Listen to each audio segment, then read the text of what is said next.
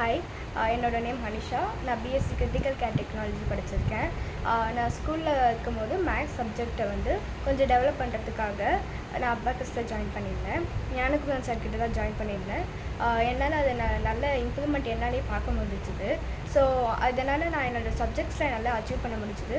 Memory skills, கான்சன்ட்ரேஷனும் நல்லா நமக்கு வரும். ஸோ நான் இப்போ மெடிக்கல் கோடிங் ஒர்க் பண்ணிகிட்ருக்கேன்.